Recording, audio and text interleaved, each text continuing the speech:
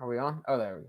Welcome in, everybody, to another episode of 410 Sports Talk. I'm James Haskell, along with my co-host Glenn Martin and DK in the background.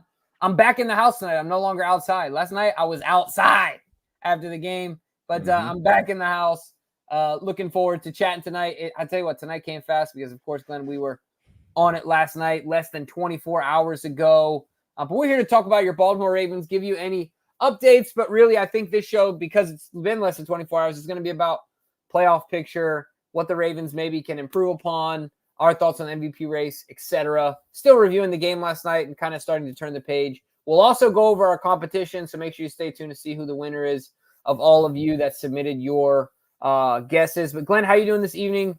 It's the day after Christmas. You guys bouncing back all right? You tired from staying up late the night before? How you doing over there?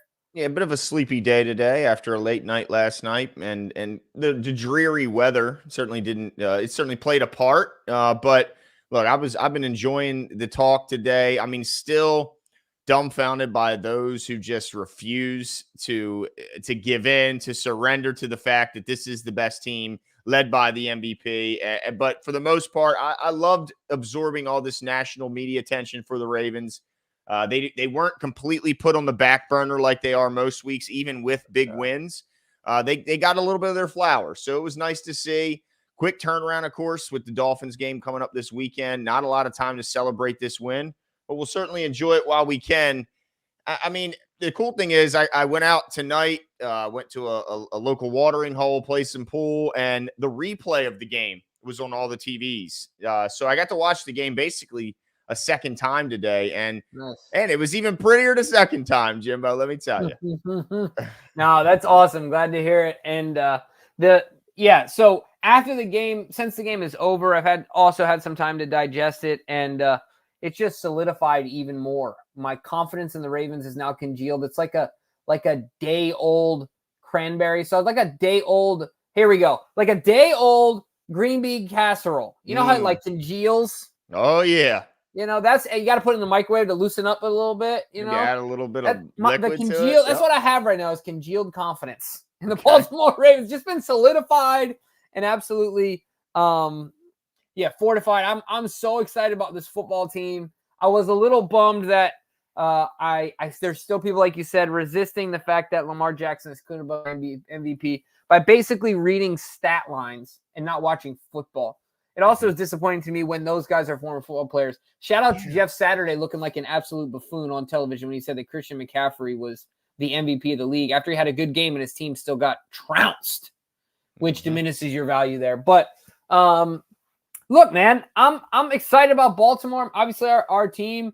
I'm a little nervous about injuries. Is there anything that has you nervous outside of health right now? And that doesn't even have me super nervous. I mean, I think we're playing really well. But is there anything out there that getting you a little nervous, Glenn, keeping you up at night right now? No, I mean, the things that had me worried, like in particular, like the health of our tackles, the performance of our tackles. I mean, it's a bit of a roller coaster. So I guess in that regard, I'm a bit concerned in that we may have a down week from our tackles. But if we have a week like we had this, yesterday, it's just crazy. They come off the bye week. Ronnie Stanley has what looked to be his best game of the season. The following week, last week, gives up 7 pressures, which is leading on the team. And then this past week, again, 0 pressures against Nick Bosa and Chase Young and all these guys. It's like, so not really concerned. I think hopeful, but I do recognize the fact that we could end up in the playoffs and have a bad tackle game. So that's, I guess, the only thing that, like, the inconsistencies at the tackle position, but everything else, Jimbo, I mean, look what we're doing from a defensive side. We talked about last year and what stat jumped out consistent among playoff teams and even Super Bowl teams last year. Defensively, the number one was sacks, right? Like the Eagles were far and away the best team at doing it. No surprise that they were in the Super Bowl. The Niners right up there. No surprise they're in the Super Bowl. I mean, these guys, we're getting to the quarterback. It's a drive killer. Another big indicator is takeaways. Can a defense take the ball away from opposing offenses?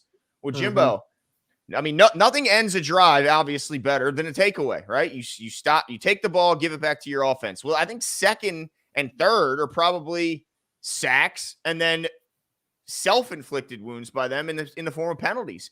Well, the Ravens lead the league in sacks. They lead the league in takeaways on defense. So when you're telling me that they have a Super Bowl defense, and then I look over and I go, man, they got Lamar Jackson playing at this level too?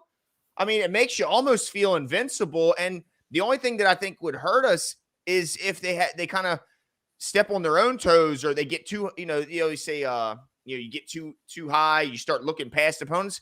Yeah. But the maturity I saw in the post-game press conference makes me think that that's not going to be a problem. I mean, he recognized, he said, look, we did this in 19. We can't let it end the way it did in 19. So Jimbo, no, I'm like you, man. I'm confident. It's hard to find an area of this team that I'm worried about. Yeah, and everyone keeps talking about the running back, rotation and guys having to step up here, guys having to step up there, nicks and bruises. But number one, everyone's got it.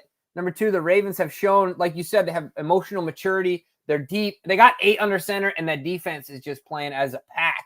They're an absolute pack. It's so funny to me because I was watching that presser last night with Lamar after our show, and I swear it was verbatim what we said, in that he is so much better now at, just like you mentioned, he talked about 19 and remembering that, but just being in the moment, being there with his team, and taking games at a singular time, taking it play at a time. And he talked about all that. And I think that's so cool to see the maturation of him as a player, the psychological advantage that it provides him to be able to do that. I'm looking forward to it, man. I cannot wait for Miami to come to Baltimore. I hope it's cold. I hope I can't wait for the one of them to just get. I hope Gus and I know Gus has been up and down, has been super, hasn't been Gus lately, but I smell a get back game. Gus was a Miami boy. Like, he went to Miami first and transferred to Rutgers because they didn't want to give him clock. Okay. So he's always got a bone to pick with old Miami down there in 305. So I'm looking forward to it. But yeah, man, this team is clearing away the best team in the league. They've been going through this gauntlet one team at a time and just knocking them down. I think you had a cool stat, Glenn, that I think is really worth sharing. If you guys haven't seen it, I think it's floating around Twitter somewhere. But just talking about the Ravens' success against good football teams. Yeah, no doubt. Because we talk about the Miami Dolphins they're right on the horizon, and it's like you can't really enjoy this win too long because that game's even more important, being as though it's likely going to decide who gets the number 1 seed. And you think about the Dolphins heading into last week, they were 10-1 against teams under 500 and 0-3 against teams above 500. Now they finally got their first win against a winning team when they beat the Dallas Cowboys on a game-winning field goal. But I don't think anyone looked at that as like a dominant win. I think it was a win that, against a Cowboys team that doesn't know how to win on the road, but nonetheless, they got their first win against a winning team. Well, you look at this, I mean, and it just blows your mind. Not only do the Ravens have a bunch of quality wins and a bunch of wins over teams above 500, but they've absolutely destroyed these teams, Jimbo. The Ravens currently have 7 wins by 14 or more points. Insane. And all of those wins came against teams above 500. Most of these teams are in the playoffs right now. Mm-hmm. And the craziest thing is no team in history has had more than 5 in a single season. Ravens already have 7. If they beat Miami, that's 8. I mean, it's just absolutely incredible. And if the Steelers win this week, upcoming, and then we beat them in the last week, that's 9. If we beat them by 14 or more, of course, I'm saying. But that is just crazy. We're not just beating teams, Jimbo. We're absolutely destroying them. And it's funny when you look at stats like this and you think back, wasn't it like 2 weeks ago teams were still saying the Ravens haven't had a complete win? They still don't have an identity? What are we talking about, Jimbo? Dude, it's so insane to me how, look at that list. Whew. Just of victims. I mean, you talk about slaying the dragon, right? Like, they do so week after week after week. And I think the list is going to get longer, of course, this week coming up against Miami. But, man, that is just incredible. The Ravens are a good football team. They're the best football team right now in the NFL. There's no way, shape, or form that you can say otherwise. I did see Richard Sherman, of course, saying that if Lamar Jackson won the MVP, this would be the worst statistical MVP in the history of the NFL. Who cares? Mm-hmm. Who cares? We've talked about, there have been some NBA players that have averaged 20-10 forever, right? Who was the dude that was in Portland forever, ended up in San Antonio, and then ended up with the Nets and retired? Oh, you know what I'm talking Portland, about, then big man? Uh, I do dang it. not. You talking Hold on. about the big white guy? No, no, no, no, no. You're talking about Bertans No, hold or on. Splitter. There we go. Thiago Splitter. No, what's his name? His name's right here. He was number 12. Gosh, dang it. LaMarcus Aldridge. Yes, like Appreciate it, Blackula. yeah, thank you. LaMarcus, no knock on LaMarcus Aldridge. Dude had a great career and had some moments and, was a great player. But, like, if Lamar, I mean, so you're going to put him in the Hall of Fame because he's got good stats only? Like, is that all you're going on? Yeah, it's like you said, Jim. It's always shocking when former players are the ones. That's the craziest part to me. It's like, dude, you should know above anyone that you have to look at the game and not just the box score. Like, blows my mind, man. I just don't know. I don't know what to do anymore because, like, I don't know. It's just so clear to me that it just makes no sense. I don't get it. I'll tell you what. I just also want to say. Oh, okay. Let's get this. Just Quan says Gus and Hill 2 to 3 yards per carry scare me because other players must show up in the playoffs to help Lamar. I said it on Twitter. Duvernay need to take snaps in the backfield with that 4-3 speed jet sweep king. Well, Duvernay's still out and in full sweats. So I don't know if he's got 4-3 speed right now. I'd love to have Duvernay back. Look, first of all, that's a good defense, like Glenn mentioned. We'll see how I have number faith. 1 against the run. Yeah, and I have faith that Gus Edwards, if you give him 18 carries, he's going to average his career average. Like, I'm not saying he's going to go off, but generally speaking, you're going to get from Gus what you got from him, right? You know what I'm saying? I mean, it's just for the season, I get what he's saying. In the game, he's right, 2 to 3 yards per carry when you're talking about those two guys, but for the season, they're both over 4 yards per carry. So, it's a little bit, you got kind of the bigger sample size, but I mean, I get what you're saying. We want that run game to be there every game, but look, Lamar Jackson is still a part of that run game. And so he certainly lifts that group up. But yeah, I mean, I'd like to see more consistency from the running backs. But that's a tough, fast defense, man. They're good. Mm-hmm. Yeah, I mean, I definitely would like to see more of that as well, and some pounding 8-yard runs from Gus Edwards that, like the ones we're familiar with, would be nice, especially in the second half. But I think at that point we're kind of splitting hairs. I'm not concerned, like I'm not overly concerned about it. The Ravens did what they had to do to win last night, and not only did they win, they won in dominant fashion. I think the score was deceiving in a lot of ways. Oh, for sure. Like Sam Darnold comes in and whips one in there, and as soon as the Ravens get to adjust to him, that they actually dominate him because they were in the red zone twice. And the next time he was in the red zone, he got absolutely destroyed. So, yeah, I understand it. It's just Quan, but I'm also not concerned about it.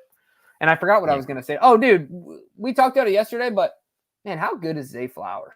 This is a football player. He is an absolute weapon. I think it's amazing how two guys can have similar like stature, similar build, but be so completely different in their play style, and how one just seems to fit a city more than the other. It's just amazing. Like, even when Marquise was making big plays for us, when Hollywood was making big plays and catching touchdowns, he never seemed to really win over the city. And it didn't help that he had moments where he had bad drops, but it just seems like Zay won this city over immediately. It certainly helps that he's very good, but also just seems like his play style, personality, everything just fits Baltimore more. It's just crazy, man, how just perfect that guy seems to be for this team. Yeah, from just like you said, from a personality standpoint, from a way of play standpoint, all of it. I mean, he really meshes well with the city. And look, it's just going to keep continuing. I can't, continuing to develop him as a player, and then the love for him here in the city. So I'm looking forward to that as well.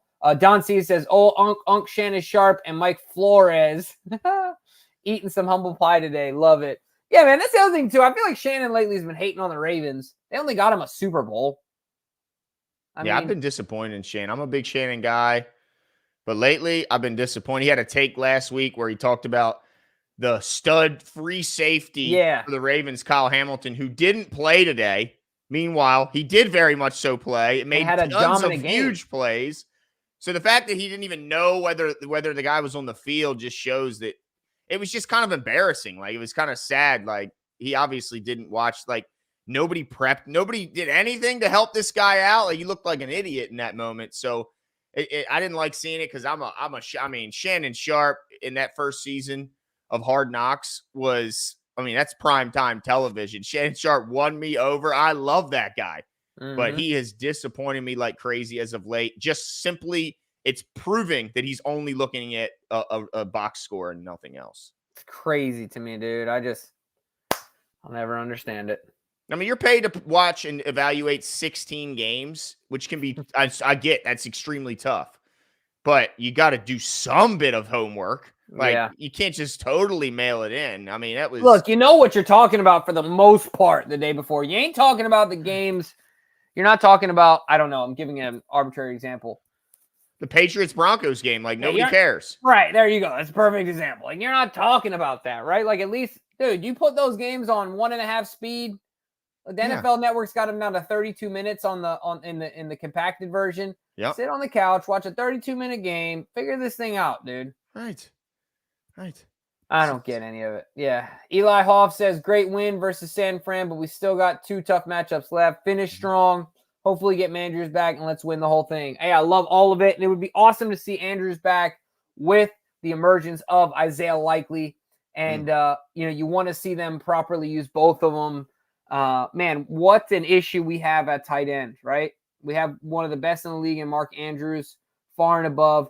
And, man, Isaiah Likely is looking good. Dang, we can draft him at tight end.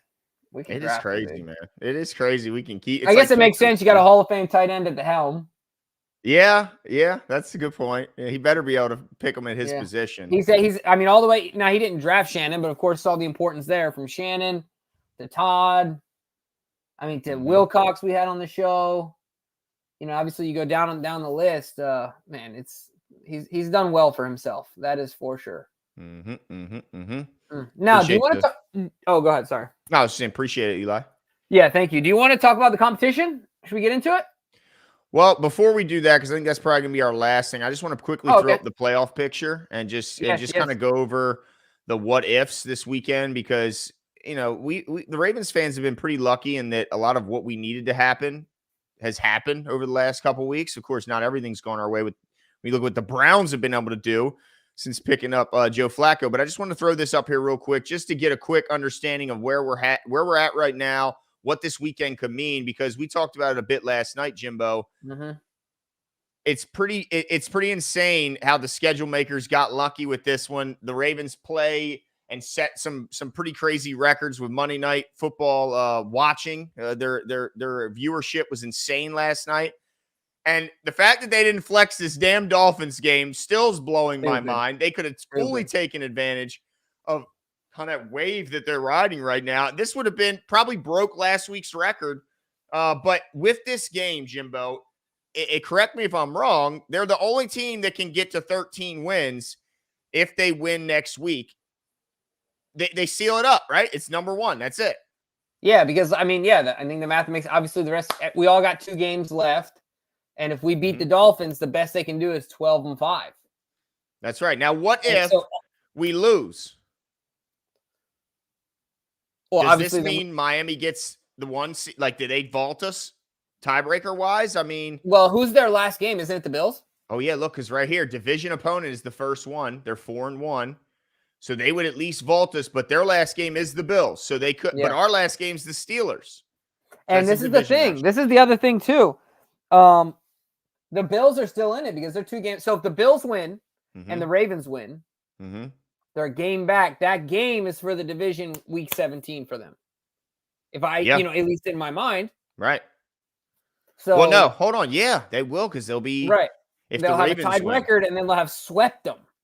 But if the Dolphins win, then that ends that debate. The Bills can't catch them even with a win. Takes a little wind out of their sails.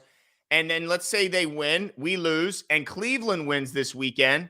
Then Cleveland still has a shot at the North and the number 1 overall seed. How crazy is that? Am I missing that? Am I wrong about that? It's because if Miami wins this weekend, loses to Buffalo, and Cleveland wins out, gets to 12 wins, they're going to have the same division record.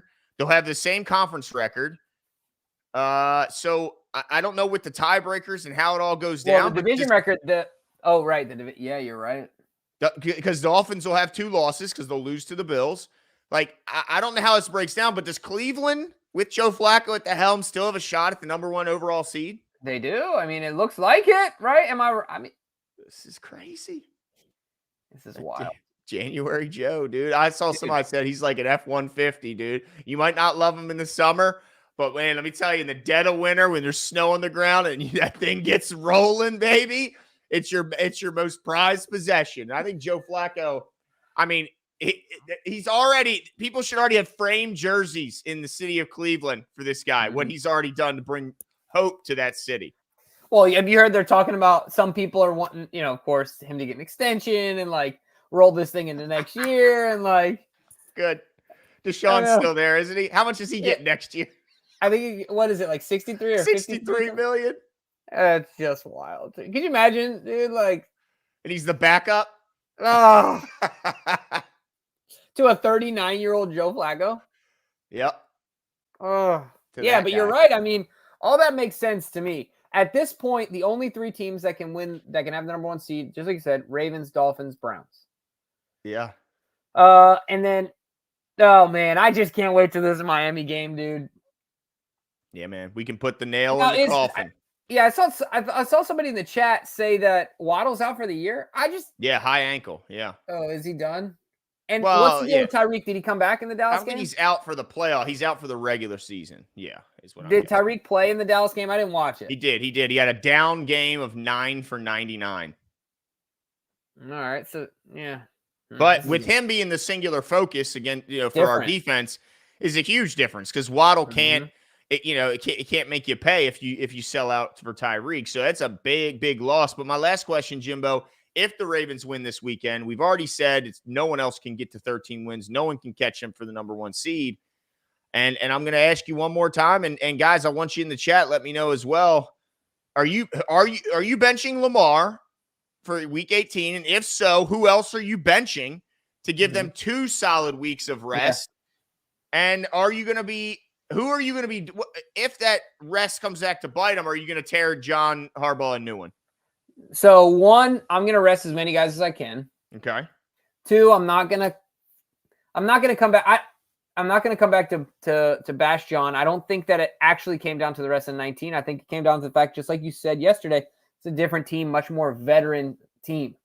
Lamar himself being a veteran, right? And then look at all the other vets in other position groups, even where you got a position group where you got a guy like Zay, who's kind of from a production standpoint leading the room. You got an OBJ there who's a vet, right? Like every room, you got the Van Noys, you got the Clownies, you got these guys that have matured as players. So I'm still gonna be sitting them if that's a possibility. And you know why, Glenn?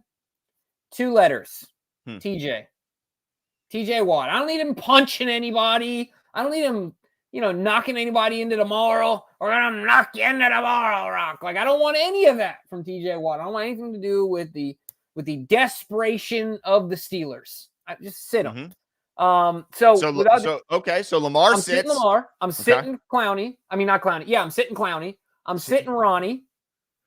I'm sitting Morgan Moses. I'm sitting Zeitler. I mean, I know you can only sit so many guys on the offensive line, but at least off the top of my head, those 3 for sure. Okay. Because they've all had various issues, right? Zeitler most recently, but the other 2, it seems to be ongoing. I'm sitting Kyle Hamilton, obviously. Okay. I'm sitting OBJ. How about Marlon? I'm sitting Marlon. Okay.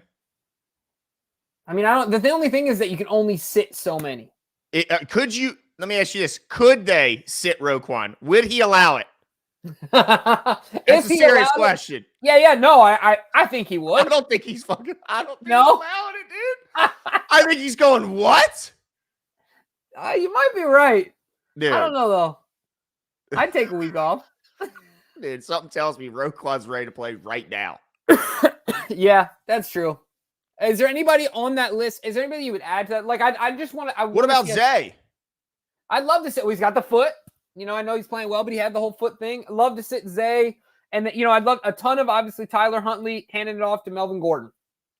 Yeah, Right. that's true. Marcus Williams, DK just added in our chat. That's another one. Dude, I think Definitely.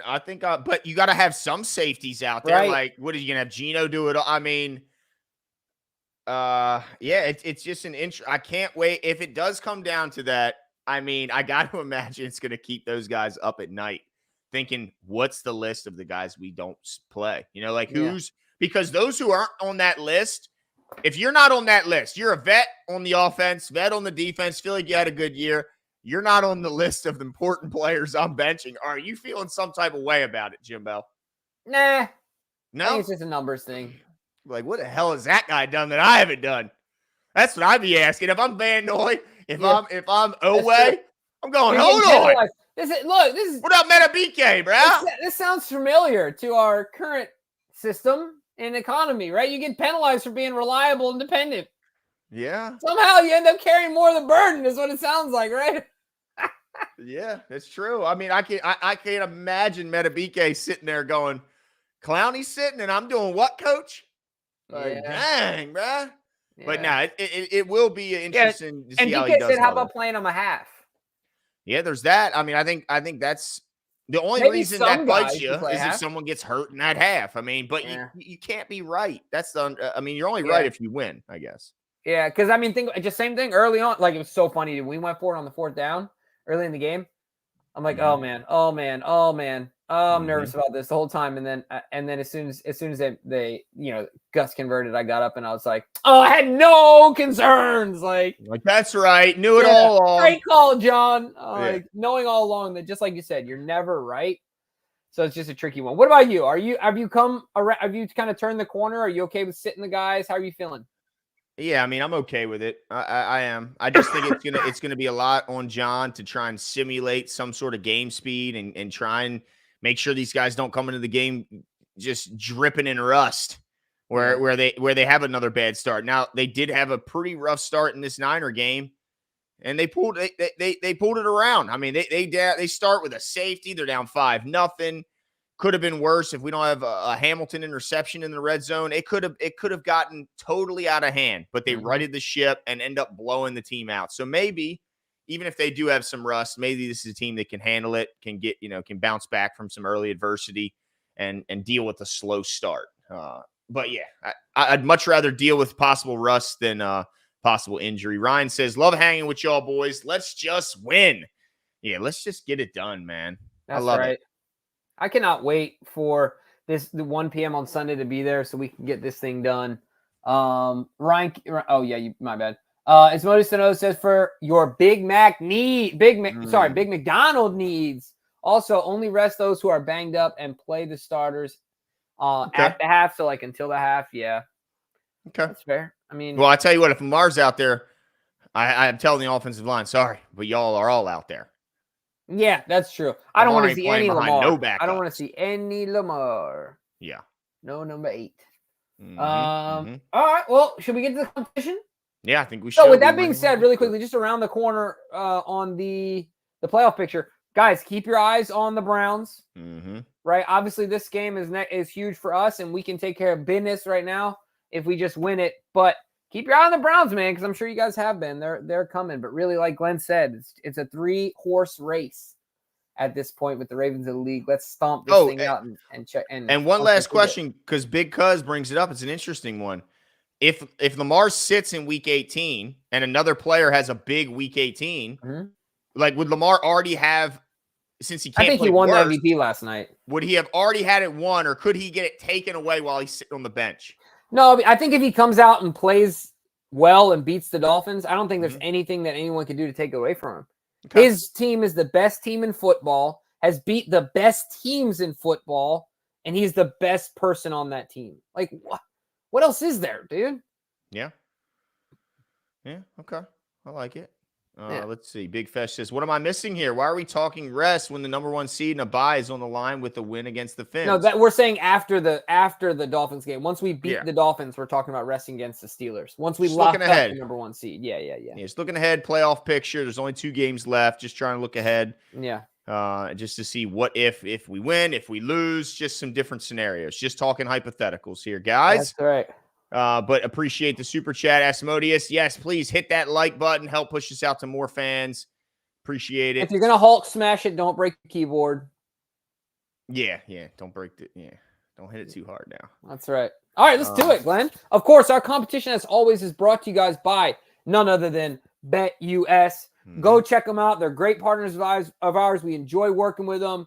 We enjoy using their platform. And you guys get free money for doing it. It's an easy way to support the show. So go ahead and use the link in the description or use the promo code 410 BetUS and get not only a match up to 100%, you get an additional 25%. So that's 125%. Look, go put some money down on Lamar being the MVP. There's probably a likelihood of the Ravens getting number 1 overall seed, amongst other things. Have some fun with it. Gift it for somebody for a late Christmas present, last minute type thing. But go use the promo code 410 or use the link in the description that DK has been gracious enough to place there. And let's get into it. Yeah, let's do it. Of course, it's a heated race between myself and Jimbo as this season ends. The competition is getting close. I think you have a 1-win lead heading into this week. And I didn't look ahead. I didn't peek. I'm interested to see, do either I tie it up, do you extend your lead, or does DK get a win and make our little battle, last one more week? So let's see what happens. Let's get into our over-under, ladies and gentlemen. All right, so the first over-under is Ravens rushing yards. DK said it at 150.5. We got to just 102. I think I said over on this, didn't I? Let me see here. I said over. Did you? We all said over, and we were all very, very wrong. Definitely won this game through the air. I just clicked on the thing here. That's all. I just saw. Okay, I didn't know my answer. I didn't know if I was right. I didn't know who was right.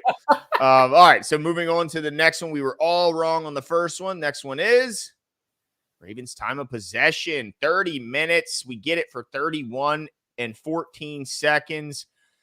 Let's see. I was wrong again. Golly, Jimbo. And you both were right. Still early. You both are right. I was wrong, so I'm down early. This is not good. All right, Jimbo, what do we have for the next one? All right, the next one is Roquan Smith and Patrick Queen total tackles, 17.5 over under. I went over on this one, didn't I? I think I feel pretty confident I went over. Yeah, you did. I went over as well. DK went under. We thought this was a layup. Yes. We thought this was easy, and DK was right. So he takes the lead. Yeah, you got none correct? Yeah, you didn't have to say it like that. No, I'm surprised. I honestly was not being said. That was not surprised too, and I think the whole chat is surprised. To be honest with you, I think one person in the chat is surprised. The People's Champ is not faring so well. All right, let's go to the last one here, as I cannot catch DK, so I know I've already lost. Let's see. The first over-under. Christian McCaffrey rushing and receiving yards, 115.5. This one we said was I said was an absolute layup. I can't believe you guys both went under. I was right on this one. No surprise there. The world is all better, but I couldn't catch DK. And so I lose. DK wins because he had 2 right. I had 1. Jimmy had 1, if I'm correct. Yeah. So we don't even need to go to the tiebreakers, but for those of you who competed at home, we will do so. Let's do it. All right. Total score for the first tiebreaker is the over-under is set. The line is set at 47.5 points. I believe that. Oh, and obviously the total was 52. We all went over. We all got that one right. Moving on. Second tiebreaker, total yards for the Ravens, close to the pin, 343. Ooh. And I hit 345. Yeah. So I'm pretty happy about that one. Nonetheless, I still lost. DK is the winner. Shout out DK. Hey, and Don C says it right. The DK-ster. Don C says a sauce DK is a prediction machine. Glenn get hammered for the last couple pick'ems. Yep. I love how that's become a thing now. That DK. Hey, dude, you know what's hilarious? I went over to my in-laws and I was talking to them because they're, of course, big supporters, watch the show. And they were like, man, DK's going out partying a lot. They believed us. They thought DK had a problem. The DK was out just running the streets of New York City. That's hilarious. And you know what? They were right. He is out running the streets of New York City. He is out there partying it up. I mean, so they were correct in believing us. But they believed it. Hook, line, and sinker, dude. The DK's a party animal. That's hilarious, dude. Not that it's not hilarious to think that DK couldn't be a party animal, but that just anyway. That's We just take for granted that people know we're joking sometime, and no, they don't always know when we're joking. Well, DK has all his faculties in order, ladies and gentlemen. Right. He's a functioning, responsible adult. I will say this. I don't know if I could say the same for the Niner fans at my house last night. Look, let me just say this. They tried to find hope at the bottom of a liquor bottle after that game went sideways in the second half. They were looking for hope at the bottom of Jack Daniels. Jeez Louise. That is a long dive. Yeah, it was a tough one. I'm interested in your take on this, Jimbo. Doomgoy94 says this team beats or mops the 2019 team. Yeah. It's Super Bowl or bust. If you could put on your thinking cap, close your eyes for a sec. Who wins? Easy for me. I agree for sure, and there's two reasons. I think the defense is better, and I think that the offense is so much more malleable in how they can break down a defense.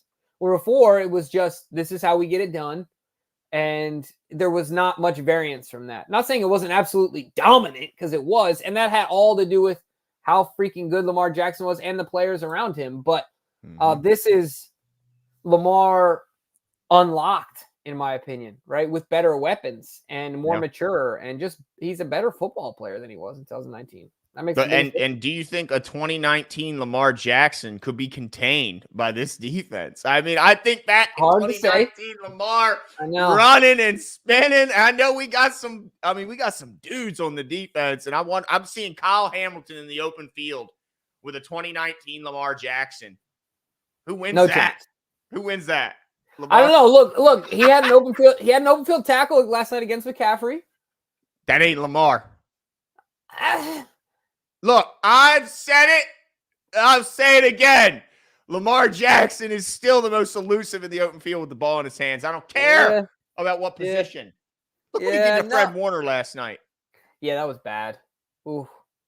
You know what's the great thing about Fred Warner? Buckets of cement. I got into it with those Niner fans because he said, all right, look, the Ravens are second, but the Niners clearly have the better linebacking duo. Clearly. Dre Greenlaw is a bully. He's better than Pat Queen. Come on, Fred Warner. Right after I heard about how great Fred Warner was, I saw Zay absolutely embarrass him. Yeah. I saw Lamar embarrass him on multiple occasions. I saw him get beaten coverage over the middle when he was his responsibility. And I kept going, I thought that guy was the best in the league. Yeah. No, it's like they give him the Justin Tucker treatment. Like they just automatically oh, this guy's the best in the world. What are you like? I don't get it. Oh, he's great. Don't get me wrong, but you can't just brush aside Roquan Smith and his impact on the team. Look what the dude has done for our team, and it's just incredible, right? No doubt. And then you look at last night and you think, Who got the sacks? We had 4 sacks. Brent Urban had 2. Van Noy had 1. Clowney had 1. You're talking about 3 guys on 1-year deals. Veterans on 1-year deals. One of which came off the couch in week 4 or 5. And Clowney, everyone said he was done. And look at that. In the biggest game, we get 3 1-year players dropping all the pressure on how awesome is that? Yeah. Shout out to them for staying locked in, and shout out to McDonough for putting them in positions. Yeah. And speaking of that, that team 2019, Van Noy, who had a huge game yesterday, big time sack. Jason's right. He was on that team in 2019, and Lamar made him look absolutely silly. I think he was on the Dolphins, though, when he made him look silly, wasn't he? Or was he on the Patriots? Because Van Noy spent some time with the Finns also. Yeah, he did. And he got a big paycheck and then bounced is what he did. I thought it was on the Dolphins that but it might have been the Patriots. I think you might be right, where he was in the backfield and he just he got shot. I mean, it was horrible. He just dropped in the backfield. Yeah, it was bad. So, yeah, I don't know if even the great Kyle Hamilton and Roquan Smith would have had something for a 2019 Lamar Jackson, because that guy was something. Yeah, no, you're not wrong. You aren't wrong. It would be a tough one. It'd be a fun game to watch. But we got to also get to our competition winner, of course, Yeah. outside of us. I think we got a new one this week, right, DK? Let's put it up here. So the person's username is Maryland in Texas. First time winner. Shout out. Yeah, submitted their answers via YouTube. Please, if you're watching the show, any of the handles that are at the top right corner of the show, any of the social media handles that you see, Instagram, Facebook, or Twitter, send us your address and your shirt size, and we will make sure to get a shirt out to you. Shout out to you, man. Hopefully you get another one next week. DK, how many is that for you now? 4? Is it 6, 5, 4? Oh boy. 5, DK. I thought you had 4 in the last graphic I saw. I think you're nipping at the heels here. That's 4. Okay, he's at 4. Okay. All right. All right. Hey, next so DK week is the Browns in this scenario. Oh, hold on. Hey, DK, how do we decide the tiebreak? Let's say it ends in me and Jimmy tied. You have tiebreaker scenarios. Percentage, okay. I'm guessing would be the next one. Oh, yeah. Never mind. I saw that. Never mind. I saw the standings. You're beating me in accuracy and all that garbage, too. Okay. So. All that garbage that you leaned on last year every time you would lose.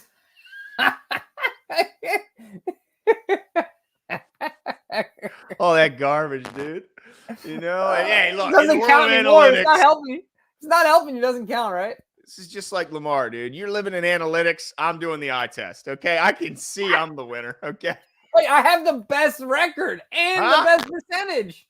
What? Oh, my gosh. Ladies and gentlemen, welcome to my world.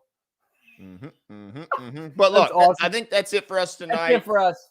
We were hoping to have Cole on tonight. He couldn't make it, feeling under the Cole's weather. Out so we'll hope in Toronto or something. Who knows what he's doing? Yeah, he has no voice after screaming last night. He simply couldn't do the show with no voice. Still hammered. Exactly. No, but he'll hopefully be back with us next week to further break down the end of the season, and he'll obviously be breaking down the Dolphins game. We'll get his reaction, but we will be back this Friday to get you set up for this Dolphins game this Sunday. That should have been flexed. And of course, we'll be live right after that game is over to give you our post-game thoughts and reaction. But that's it for us tonight. Be back here Friday live. Be here or be square.